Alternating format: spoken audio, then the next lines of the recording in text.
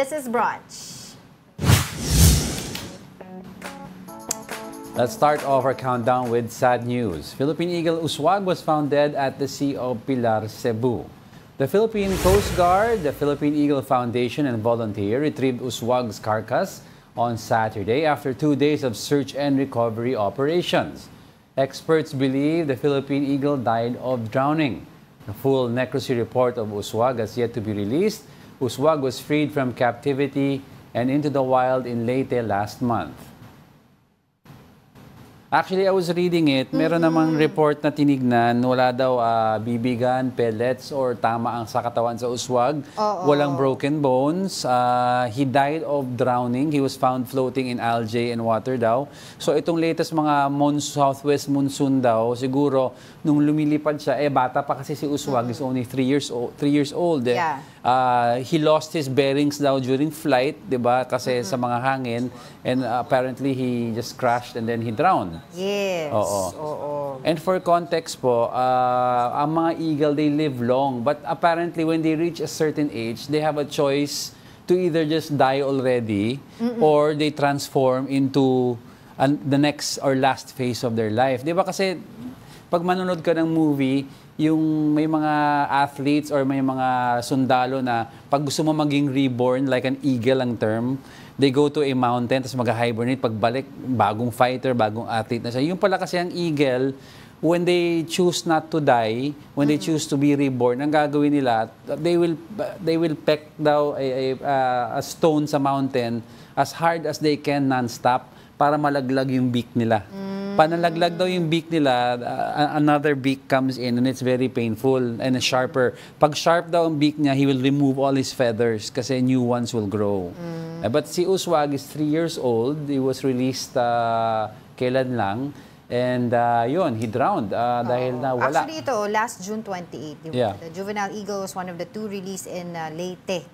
Diba? Kasi nga, hoping sila si Uswag at saka yung Carlito, magkita doon na mag-breed sila. Oo. Diba? Apparently kasi the eagles, they need a massive amount of space to themselves. Yes. Oo. At saka ano sila, I remember nabasa ko to before, na very loyal sila sa partner nila. For life na yun. Oo. Si Uswag kasi juvenile eagle so hindi pa siya ganun kabatikan sa paglilipad.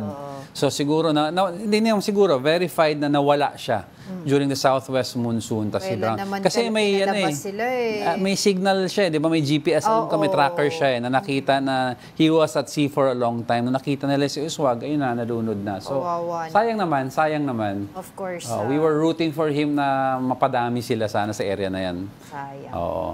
Alright, let's Fly high, Uswag. Oo nga, we will remember you always. But of course, let's continue with our countdown. Ranking in at the 8th spot, over 1,500 birth certificates with suspicious details were issued in Santa Cruz, Davao del Sur since 2016. The local government of Santa Cruz revealed this in a recent Senate hearing.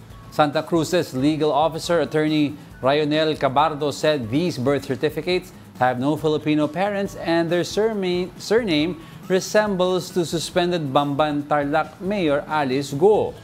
The local government has already suspended the local civil registrar who issued these birth certificates. Hindi ka magduda talaga na Chinese. Kasi Pilipino yung pangalan. So, ang ginawa ko kasi, sige na dito patawag. Sabi ko, i-check nyo dyan maliwanag na kung alin talaga yung, sadyan sa yung from 23 to 2016, titingnan mabuti dyan kung saan talaga yung pure Chinese talaga yung pangalan. Kasi dati ako sundalo. Alam ko yung, ano ba na, walang apelido na insect na sa Mindanao na gano'n na apelido. May guest tayo. 2016 to 2023. 1,500 certificate. Di ba may guest tayo? Gosh, yeah. A few weeks back, ganun din yung issue. Region 9 ata. Oo. Apparently, nagmumula rin sa civil registrar yung mga dubious certificates. Kasi ang PSA ministerial lang, they authenticate yung pinapadala ng civil registrar. Tapos pinapasok na sa records, di ba? It's for statistical purposes. So, if meron dubious certificates, you have to trace it to the source. Kasi that's where you file from birth eh. kung late ka or early or during birth, sa ano yan civil registrar yan from the Totoo. hospital Oo. So, hindi naman yung hospital yung mamamaken yan because ipapasa lang naman yan. Oo. So, 1,600 certificates that resembles the name of Alice Guo. So, mukhang if you look Walang at it- walang Filipino parent, Oo. tapos iba yung pangalan. If you look at it, parang it's a wide scale operation ongoing Exactly. for a lot of people, and mukhang isang grupo or 'di ba sinabi nga ni Winston ng PAOK Sir Winston Casio na mukhang 2 or 3 several groups unified in doing this, yung parang establishing identities for foreign nationals sa Philippines. Illegally, Exactly. May tinitingnan din ako dito during the hearing also kasi nga sinasabi nila dito may mga ibang mga 5 local civil registrars pa silang mga tinitignan like in Manila, Caloocan, Quezon City, Pasay, and Pasig City na mga nagbibigay ng mga ganitong klaseng birth certificates rather. Tapos nakikita rin dito daw sa may local civil register na binibigyan din daw sila ng documents from Department of Foreign Affairs. So parang sinasabi nila na nakita nila yung nakasign daw doon, ewan ko nga pinag-uusapan nila na itong civil register na daw na ito specifically patay na matagal na. So yun yung nakasign. They're using parang kung baga sa COMELEC noon sa flying voters, may dead voters. So, ngayon may dead signatory. Oo, ito sinasabi ngayon ng mga, ito nga, yung sa local civil register, sinasabi nila, baka daw po pwedeng magkaroon, suggestion niya, ng, kunyari, mabigyan sila ng birth certificate kunyari, nagpapa-process sila ng passport sa DFA, tapos binigyan sila ng supposedly authenticated na birth certificate from PSA. Ang sinasabi nila, baka daw pwede i-counter-check ng DFA sa kanila. Yun ang suggestion. Actually, oo, kasi may authentication department sa DFA. So what the DFA authentication department is, very simple lang. Papadala mo ng document from the PSA, they will authenticate if it's valid PSA. Ito yung word If it's a valid PSA document, they will not check the content. Ang problem kasi that is not their ministerial lang sila So kung valid at nanggaling nga sa PSA, tapos na sila. Ang problema kasi nga, di ba yung nakausap din natin dito na taga PSA sa Region 9, hindi actually fake yung birth certificate Valid Yun yung nga, that's it mismong yung papel. Ang nangyayari doon, mali yung nilalagay. Correct. Diba? So at the end of the day, if you trace Local civil register because walang magagawa ang DFA kasi kung valid ang document, they have to accept it as gospel truth. Yung PSA yung naman, yung ini-issue pa, di ba kaya kinukuha nila yung kasama ng resibo from PSA? The PSA will only confirm na galing sa kanila yung document. Pero regarding yung veracity ng entry, wala na sila yon. And then it now goes to the civil registry where the entry happens. So if you trace it, everything boils down to the office of the civil registry. Unless mag-amend ka ng mga provisions sa batas about yung duties ng PSA at ng DFA at hindi mere ministerial lang, pero they double vet info. Ang problema, yung kanilang ginagawa in aid of legislation. Ang problema kasi noon, may capacity to vet kasi ang DFA noon nagba-bottleneck sa passport approval. So, kasi ang presumption lang naman ng DFA yung mga documents na galing sa PSA at civil registry. If it's legit from PSA, okay. Hindi, basta ang assumption nila is, yung binigay sa amin, katotohanan. Because yun ang kailangan mo yung assumption mo galing sa kapwa government agency, hindi mo maakalain fake yung mabibigay gusto sa ko lang laman malaman kung itong mga to na nakita nila, 1,500? 600? 1,600? 500? Under late registration din ba ulit? Diba? Kasi ganun yung nangyari kay Bamban. Suspended Mayor Alice Guo, late registration. Yan ang dapat din tignan 1,500, nila. tama ka. Problema, ano yung magiging proseso na tama dapat kapag pinag-uusapan dito yung late registration. Kasi maaari naman talaga meron mga late registration. Meron naman. Ang problema, ginagawa nga, nag-take advantage yung mga sindikato o whoever na gustong kumuha ng birth certificate dito sa Pilipinas. But yan, tututukan natin yan. Kasi before, Citizenship for sale. Nagkaroon na ng issue nito years ago naalala ko yan pero wala, hindi naman napansin. Ngayon na lang ulit pumuputok dahil nga dito sa issue kay suspended Mayor Alice Guo. Alright, sige, coming up. Some key government officials inspect the raided Pogo hubs in Central Luzon. We are just getting started, mga kapatid. More of our top 10 news when brunch returns. Keep it here on One News.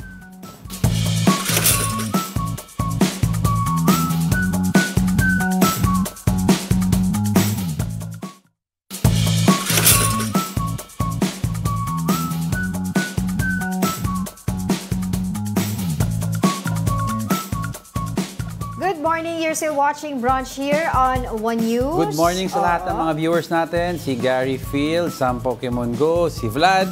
Ralph Domingo. Ralph Domingo, of Maulan course. daw. Ha? Saan kaya si Ralph? Sa atin, Maulan. sa Mandaluyong at least, mainit. Makulimlim. Manakulimlim, oo. Sa ibang places siguro, I guess, kasi may sinabi naman pag-asa, magkakaroon ng isolated thunderstorms. Si Gary Co, Oscar N. Mark Santiago, and Yoni Valdezoto, si Amina Benales, of course, and the rest of the Jesse Mendez Mendez family. family. Tito Naldi and Tito Daisy Cansha, mga nanonood sa atin yan all the time dito sa Brunch. Alright, let's move forward. Going to the 7th spot, the Philippine National Police or PNP vowed to boost the security in Metro Manila train stations due to the rise of reported crimes in the area. Based on the latest data of the National Capital Region Police Office or NCRPO, 83 crime incidents were reported in train stations since 2023. Majority of these crimes are theft, while some of the crimes are sexually related incidents, fake bomb threats, and illegal carrying of firearms. NCRPO Deputy Regional Director for Operations Brigadier General Rogelio Peñones said at least 18 marshals were already deployed, and police desks were established in all 45 stations in NCR. Sa US, di ba, sa subways and sa trains, they have yung Transportation Security Office, mga TSO. It's because it's expected na daming crimes mangyayari sa mga train stations. It's because it's a convergence of a lot of people Mga commuters from different areas. From different areas, it's a convergence. So hindi sila nag-dedicate ng police. Because of the elevation of crimes, they put up yung transportation police nga, but just to focus primarily on securing the area. So baka ang pwedeng pag-aralan na kasi ang alam ko ang PNP nahihirapan na with augmenting forces in different parts of Metro Manila kasi yung Vice President nga tinanggalan ng security from the PNP because kailangan sa kasi may PSG pa naman si Vice Presidente. Tinanggalan ng security because they need to augment different forces sa Metro Manila. So if that's the case, tapos maglalagay ka sa train station ng 'di ba ng police detail, baka maagawang pa yung ibang lugar, baka pag-aralan natin in the future having a transportation security office. Yun na lang ibibigay. Pero I know we have pa rin security sila. guards now, pero deputize sila. Ganun din sa US subways saka sa London subways eh. Naku, kasi grabe din kasi yung mga train stations natin sa sikip, no? Wala kasi Dikitan, tapos talagang talamak yung mga dukutan. Because ang daming tao, kasi convergence nga, ika nga ng madaming tao from different walks of life. Alright, let's continue with our countdown.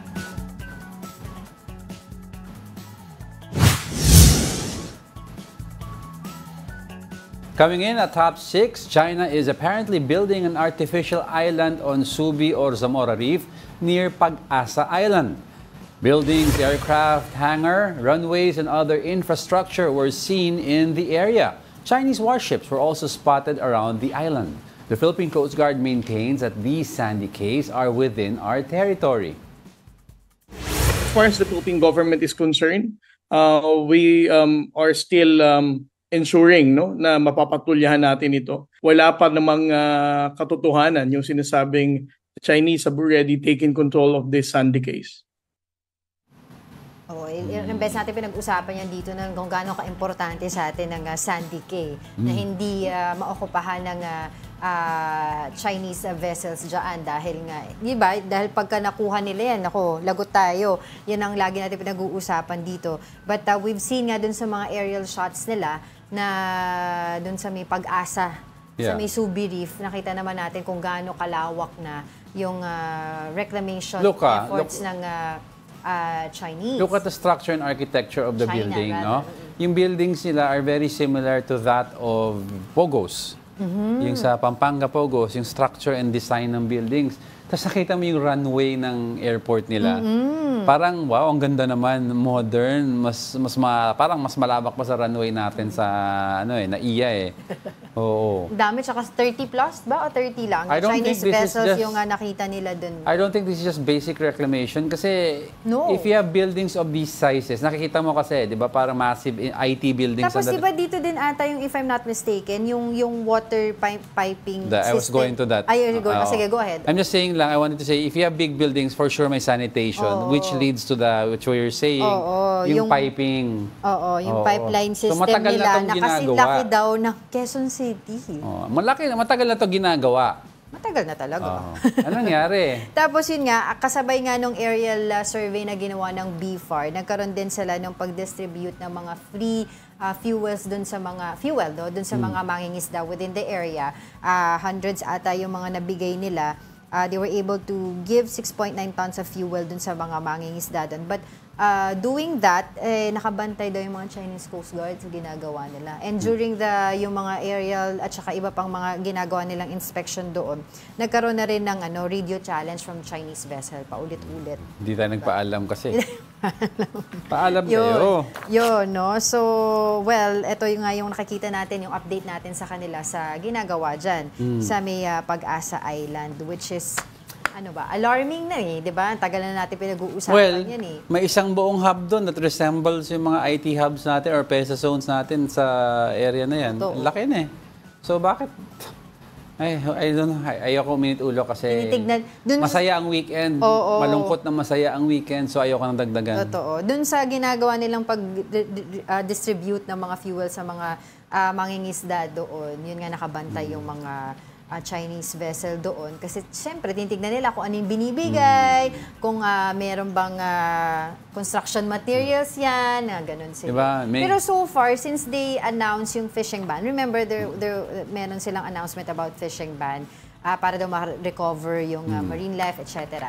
2 months ago, if I'm not mistaken, so far wala naman pa silang hinuhuli ng mga mangingisda. Ngayon may meme na lumalabas eh. Ano? Naalala mo nung una si Jordan Clarkson na ipadala sa West Philippine Sea. Ngayon, Tapos, si Carlos hindi. Tapos afterwards, sinama nila si Brownlee. So si Brownlee at si Jordan Clarkson magkaangkas sa jet ski. Papunta sa West Philippine Sea. Ngayon daw, sa likod ni Brownlee ni Clarkson, may nakatayong tao sa jet ski. Si Nesty Petesio. Nakasuot ng gloves. Hindi, Chinese ang tinalo kasi niya. Oo. Nakatayo daw sa... Hindi, may nakita ko picture na si Jordan Clarkson nagmamaneho ng jet ski. Si Brownlee kay Jordan Clarkson. Tapos si Nesty nakatayo sa likod ng jet ski. May gloves nakaganon. Kaya nga, nung nanalo siya, di ba, atin ang West Philippine Sea, sinisigaw ng mga kababayan natin. Hindi, pero yung atleta naman ng China, wala namang kinala. Wala naman. Kawawa naman Uy, siya. nakita mo nga yung athlete din siya. Malungkot siya. Di ba, hindi, kalimutan ko lang kung anong sport category yung pinarangalan na makakasama sa podium that is finish North ng and South Korea. North Korea. North and South Korea nag-selfie sila. Wala naman kinalaman. Basta sports, tigil muna ang mga away politika. Alright, let's move on. Moving over now to our top 5, House Speaker Martin Romualdez led the inspection of raided Pogo hubs. Authorities presented some confiscated items like baseball bats, electric and golf sticks. These are allegedly used as torture devices. Some 20 Chinese military uniforms were also discovered. The Presidential Anti-Organized Crime Commissioner Pa Ok maintained that these hubs were involved in spreading text scams. Dahil nga sa medyo humihina sila doon, they're also looking for dito naman sa Pilipinas. Kaya lang, dahil nga dito sa total ban na ginawa ng Presidente, all of them are getting out. Marami kami natatanggap na report na kanya-kanyang puntahan sa mga airport, seaports, kung saan, para lang makalabas ang Pilipinas. Sabi nga nila, pansin mo daw, di ba, na, ay, meron pa tayong guess. Pansin mo lang na wala tayong I was gonna say that. text message. Nabawasan na yung text messaging with links na pinapadala sa phone na ano na siya. Parang tone down. Yes. But what's the plan of the government for our foreign Pogo workers? Of course. To answer that, we have DOJ Undersecretary Nicolas Felix T on the line, or via Zoom rather. Magandang umaga po. Magandang umaga, Angela. Salamat sa pag-anyaya sa inyong programa. Thanks for joining us today, Yusek. To start it off, how many Pogo workers po are now under the government custody? Under government custody, we have a couple of, around 1,000 are under government custody. They were the Pogo workers who were rescued or arrested from the various raids that were conducted by the government over the past year and around 2 months. Yusek, I'd like to ask now, what will be our strategy regarding this? Will we deport them immediately or voluntarily pwede po sila umalis? Kasi understand na hindi pa ata na-vet lahat ng supposedly nare-rescue kasi possibly daw may mga ibang involved na sumama daw sa paglabas sa pag-rescue na nag-identify kunyari as victims. Ay, kung naalala natin, sa SONA ni Presidente, binigyan niya ang Executive Department until end of the year upang i-wind down ng operations ng mga POGO, ng mga licensed POGO. So kasama doon sa pag-wind down ang pag-address ng kapalaran ng mga foreign nationals na nandito at nagtatrabaho sa mga POGO na to. Sa ngayon, pinagkakasunduan pa ng mga iba-ibang sanga ng gobyerno. Kasama dito ang PAGCOR, kami dito sa DOJ, ang Bureau of Immigration, ang DOLE, kung ano yung specific dates para mapauwi na ang mga foreign nationals dito. Pero tama kayo no, na yung option na voluntary deportation or voluntary repatriation, ibibigay natin yun sa mga foreign nationals na ito. I'd like to touch upon that, yung voluntary repatriation, Yusek. First of all, is that at our expense? Tapos second, ano yung anytime pwede sila umuwi sa country nila or they have to wait until a certain period na sinasabi niyo po na pagkakasunduan ng mga ahensya? In case of voluntary repatriation, it will be at the expense of the foreign national. Okay. But sa panahon, sa usapan na nila to unang-una ng kanilang employer at pangalawa sa koordinasyon nandito sa BI. Tingin ko ngayon kung voluntary repatriation ang pinag-uusapan natin, maaari na silang umuwi, no? But depende ngayon sa kasunduan nila sa kanilang employer. Yusek, just few days ago, DOJ defer 60-day POGO exit deadline po na sinet ng BI. Can you tell us more about it? Nakapag-usap na po kayo on how are you going to harmonize po your process regarding this? Yung 60-day period na schedule na sinet ni Commissioner Tansinco, tungkol to sa voluntary deportation. Kailangan lang to i-align doon sa mga pananaw ng mga ibang ahensya, kasama doon ng PAGCOR, kasama doon ng DOJ at ang DOLE. At nung huling linggo lang, nagsagawa ng meeting si Executive Secretary Lucas Bersamin na pinatawag niyo itong mga ahensya na to upang magbigay ng mga suggestions. At ang alam ko sa linggong ito, kukunin na nila ang pahintulot ng Presidente sa mga detalyeng ito. Alright, so ano pa po yung mga ginagawa po natin along with other agencies po in this process para po matrack down pa further down yung iba pang mga foreign nationals na nag-work po dito sa atin sa POGO? Magandang tanong yan, Angela, at napaka-importanting tanong yan. Dahil yung pakikipag-ugnayan na nabanggit ko, nauukol lang to dun sa mga legal na POGO, dun sa mga parang 42 o 43 na sinabi ni Chairman Altenco na mga internet gaming licensees, yung mga binigyan ng lisensya ng PAGCOR. Ngunit dun sa mga impormasyon na umabot sa amin, mukhang madaming mga POGO na nag-operate na walang lisensya. Kumbaga underground na itong mga to. So dito, kailangan din namin bigyan ng pansin ito dahil ito yung mga pasaway talaga, no? Kumbaga, kung tumatakbo na sila na walang lisensya, illegal na yan. At malamang, sa kanila din nangyayari yung mga iba-ibang illegal na bagay tulad ng human trafficking, scamming, torture, at kung ano-ano pa. So ngayon naman, tuloy lang yung pakipag-ugnayan namin sa PAOK at sa law enforcement upang masugpo ng mga illegal POGO na to. At malaking pasasalamat namin kay Presidente na binana niya totally ang mga POGO dahil nagbubukas to ng panibagong yugto sa laban natin kontra illegal POGO. No? Kumbaga mas dadali kahit papano yung trabaho namin. Ngunit hindi pa siya ganun kadali. Right. I understand po, kasi may mga maliliit daw nga po na mga POGO operating ngayon sa iba't ibang mga lugar natin dito sa Philippines. Even in a small condo units, sabi po nila ay nandoon po yung mga foreign workers natin. And I understand nga po, nabanggit nyo naman po yung magiging proseso ninyo. Pero I was wondering po, ano po ba mangyayari doon po? Isa po sa dahilan na sinabi po ng DOJ, kaya hindi po maseset yung 60-day na deadline ng BI doon po sa mga foreign workers. Ano po dahil nga po doon sa sinasabing mga pera, doon sa mga account, what happens po doon sa gambling money na tinatago po sa mga accounts nitong mga supposedly sales agents? Sige. So balik tayo dun sa usapan ng ano, no, yung mga legal na pogo, yung mga internet gaming Right. licensee.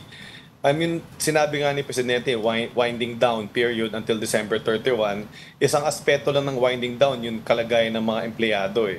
Kasama din dun yung mga bonds, saka mga iba pang mga aspeto ng operasyon na mukhang PAGCOR na ang tututok dun. So kasama na din yung sinasabi mo, no, yung mga deposit, but para sa amin mukhang ano na to, no, operational concern na to, at mas nasa mabuting posisyon ng PAGCOR upang sagutin yung mga concern na yan. Yusek, I'd like to clarify lang sa utos ng Pangulo, yung winding down utos, no? Sinabi Yes. niya at the end of the year, kailangan wala na pong pogo matitira. But as of today, or as of yung SONA po, the day after, does it mean na sinasabi niya ay ban all pogos, that even legally operating pogos that are continuing to operate will now be deemed illegal? Ganun po ba yung trato natin? Ayan, the understanding is that the internet gaming licensees, they are in the process of winding down already. And that is what we are trying to thresh out in the interagency meeting that Executive Secretary held last week, because there are varying views there between Bureau of Immigration, DOJ, DOLE, and PAGCOR.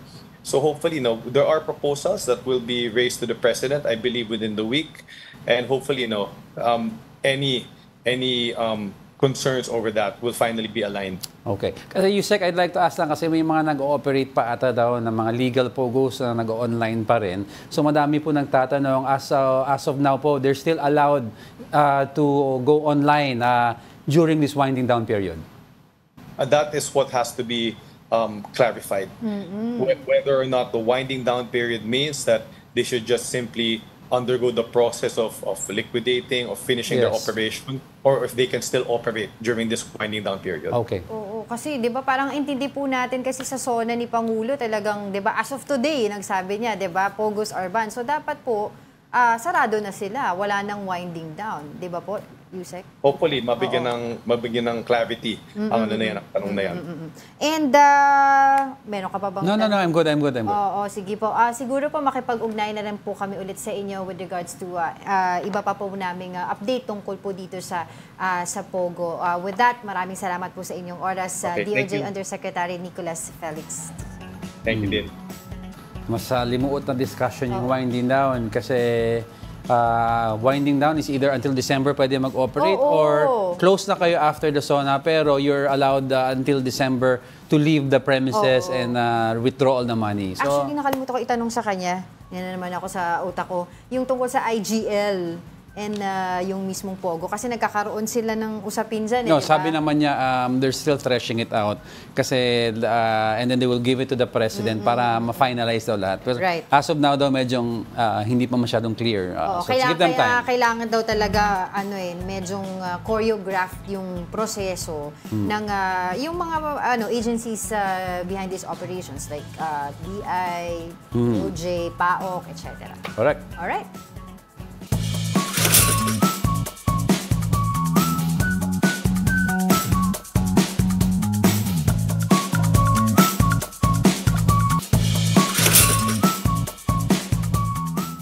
Welcome back. You're still watching Brunch here on One News. May mga bumabati sa atin.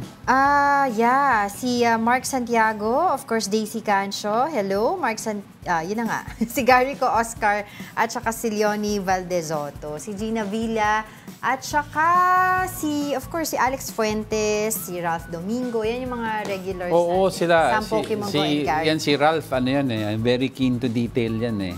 Thank you, Ralph, for writing about us all the time. But madami pa tayong pag-uusapan. Ano bang May number dalawa one pa. natin? O kaya nga, let's move on.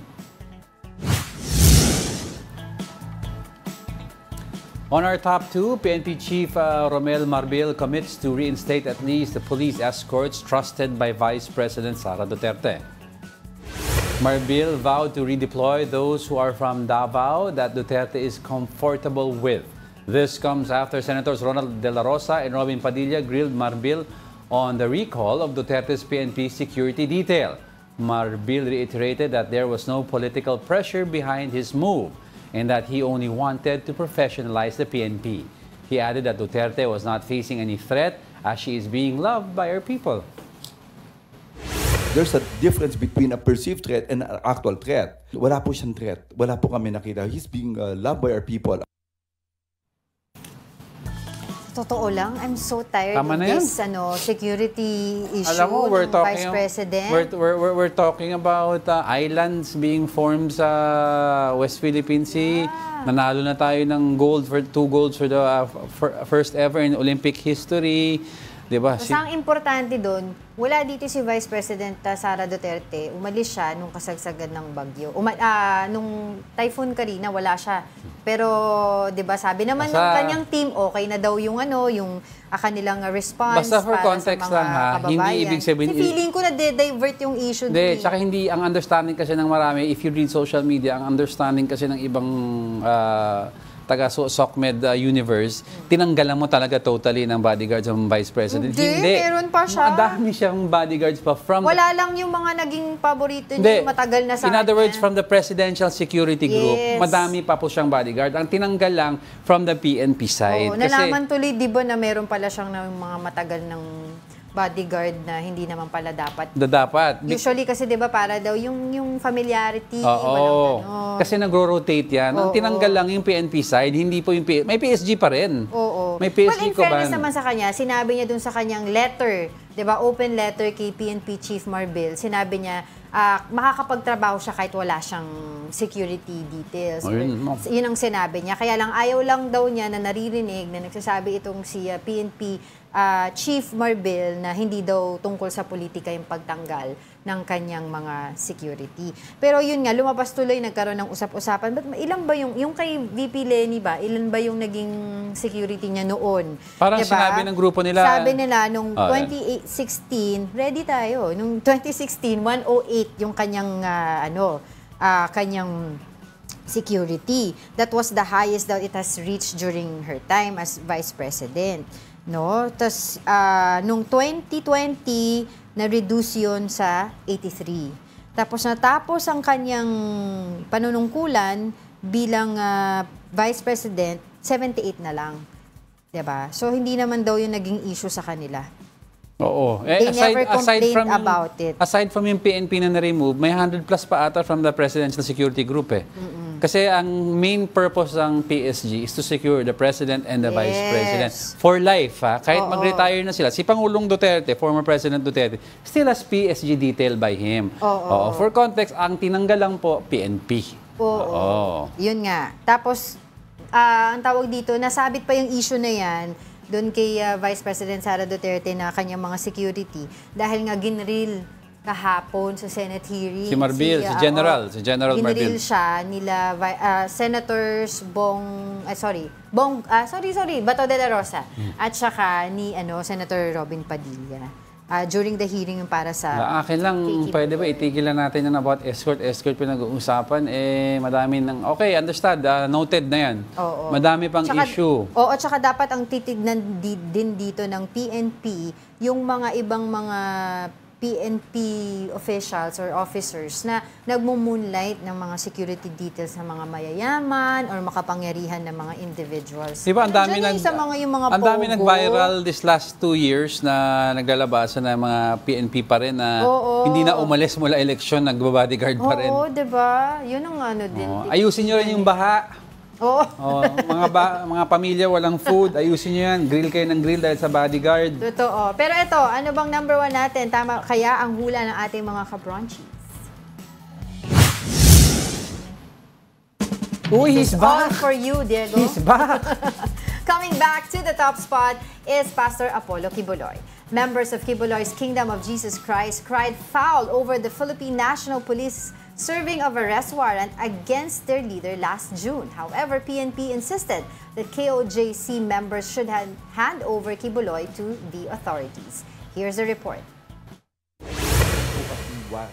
The Philippine National Police or PNP and the Kingdom of Jesus Christ or KOJC faced once again in a Senate hearing by the Committee on Public Order and Dangerous Drugs. Members of the religious group cried foul over PNP's serving of arrest warrant against their leader Pastor Apollo Kibuloy on June. Recall that tension rose between members of KOJC and the Davao Police when authorities went to Kibuloy's properties to serve the arrest warrant. However, they failed to locate the fugitive religious leader. PNP Chief General Romel Marbil urged the KOJC to hand over their leader to them. We will assure you na isurrender nyo lang po si Apollo Kibuloy, 100% and the 4 others. Nandito po kami and you will see na we follow the rules, human rights. Dito lang po kayo makita na we follow po ang human rights. We assure you po. Senator Bato de la Rosa said the PNP was being unfair with their request to the KOJC. He said that no one, even Kibuloy's close ally, former President Rodrigo Duterte, knows his location. It's unfair for them naman na i-require nyo muna sila na isurrender si Pastor Kibuloy para maging peaceful ang Davao. Parang ganon. No, sir. Para maging normal ang lahat. Hindi, sir. Sabi ko, nobody, for all you know, even President Duterte, walang kontak kay Pastor Kibuloy. Hindi alam kung nasaan na ngayon. Lahat. Ako mismo, I was trying to keep in touch with Pastor Kibuloy nung lumabas yung kanyang warrant. I was trying to contact him, pero wala. To no avail. Hindi na talaga makontak. So, unfair din na gawin natin requirements sa kanila dahil they're only ordinary members of the church. You also exert effort na sana gumanda, bumalik yung pagtitiwala ng komunidad at ng pulis doon sa Davao City. Tutulungan tayo. Ako mismo. Tutulong ako. Dati akong Chief PNP. Dati ko kayong mga tao. I care about you. And I also care about the people of Davao City. Lalong-lalo na itong mga membro ng KOJC. I really care for them. Mga kababayan ko ito eh. KOJC members took offense at authorities labeling Kibuloy as a fugitive.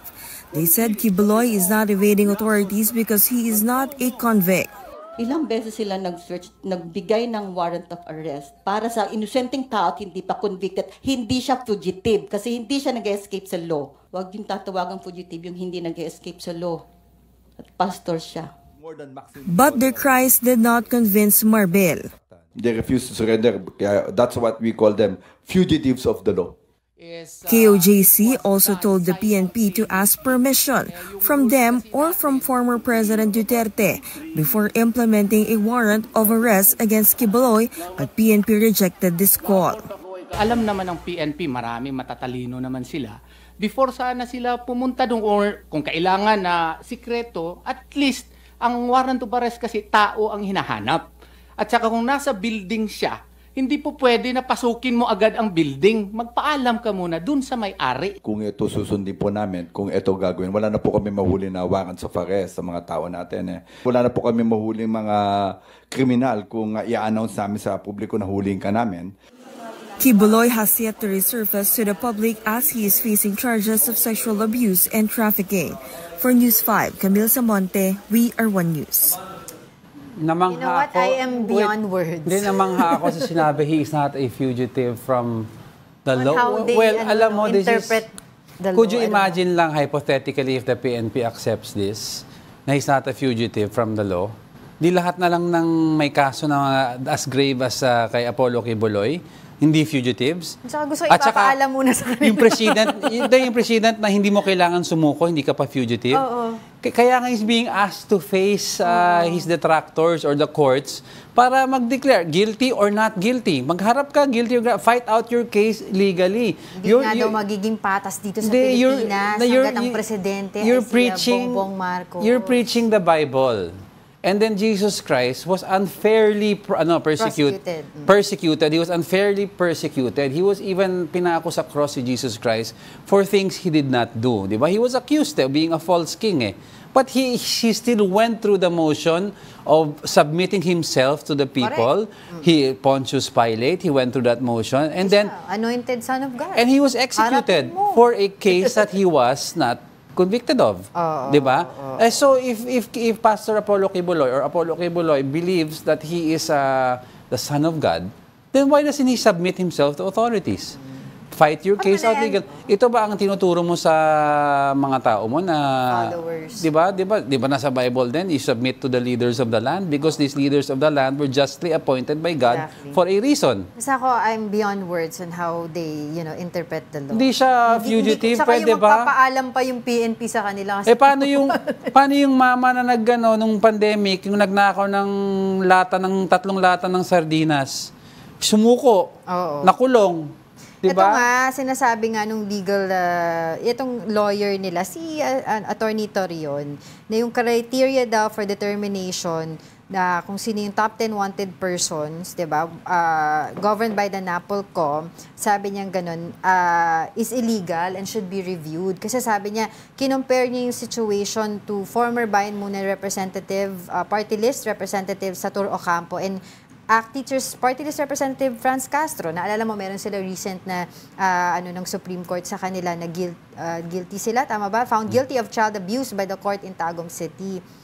Saying that the same reward offer was not used to be accused to the accused despite being convicted by the court. Bakit sila magre-reward? Hindi naman nagtago yung dalawa. They face the charges, They face the charges naman. Nag-bail na nga lang sila.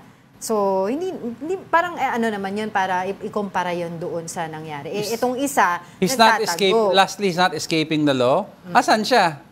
Wala, andyan.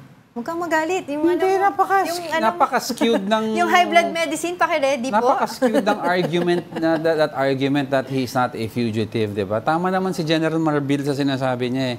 Kung magpapaalam kami sa lahat ng arestohin namin before, di wala na silang nakuha, nahuli. Totoo. Tawa naman ako. O sige na, mag-quote of the day ka na. Padala natin si Carlos Yulo, talon-talon siya sa mga compound, mahanap mo si Pastor Apollo Kibuloy. O si EJ, pwede tumalon sa taas ng pader. Makita niya. Oo, tapos si Nesty nakasagay kay EJ. Dami mong gustong mangyari. Basahin mo na lang yung na. I'd like to leave everyone, thank you everyone for watching us. I'd like to leave you with a quote for today. Winning doesn't always mean being first. Remember that. Winning means you're doing better than you've ever done before. A quote from Bonnie Blair, American speed skater and 5-time gold medalist. Ganda naman. Oo. And that wraps up today's episode of Brunch. Join us again tomorrow. I'm Angela Lagunsad Castro. And he is Ilo Casid III. We are One News. Go! All sides, all the time.